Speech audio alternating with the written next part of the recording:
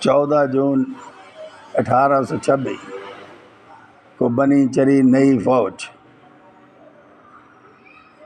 سلطان محمود کے خلاف بغاوت کر دیتی ہے، جس پر سلطان نے اس کی باغیانہ روایات کو ہمیشہ کے لیے ختم کرنے کے لیے عوام کی طاقت کو استعمال کیا اور عوام نے فوج پر حملہ بول دیا۔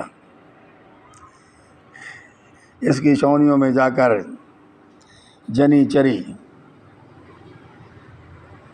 فوج کو توپوں سے اڑا دیا اور فوج ختم کر دی۔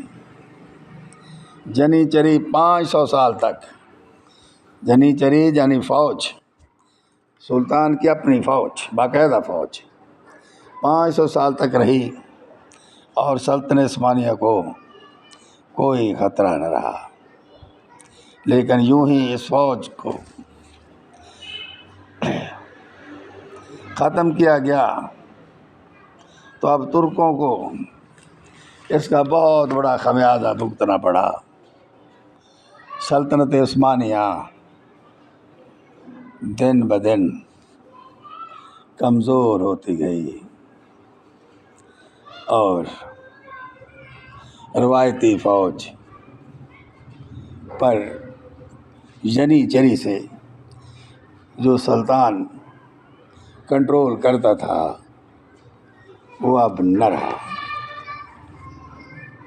سلطان محمود ثانی نے عوام کی مدد سے فوج تو ختم کر لی، مگر اب سلطنت عثمانیہ کی حفاظت کی ضامن کوئی طاقت نہ رہی۔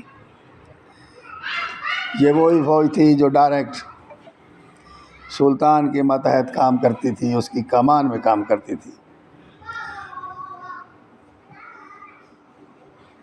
اور اپنی روایتی فوج پر بھی کنٹرول رکھتی تھی۔ اسی طرح سلطنت عثمانیہ یوں فوج جنی چری ختم کی تو سلطنت عثمانیہ کمزور ہوتی گئی۔ روایتی فوج کے جنرل بغاوت کرتے رہے، جس طرح مصطفیٰ کمال پاشا نے بغاوت کی۔ وہ اپنی فوجی جنرل تھا، مصطفیٰ کمال پاشا عثمانیہ سلطنت کا جنرل تھا۔ اس کو بغاوت کچلنے کے لیے ترکی کے علاقوں میں بھیجا گیا، لیکن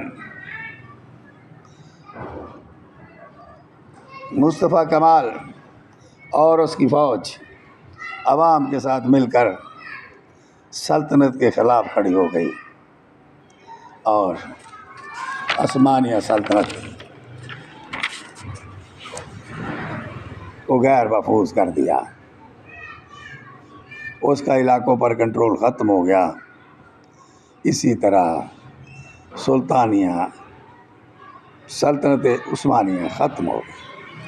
مورخ لکھتے ہیں کہ سلطان محمود عثمانی نے باقاعدہ جنی چری، باقاعدہ فوج کو ختم کر کے سلطنت عثمانیہ کے خاتمے کی پہلی اینٹ رکھ دی تھی۔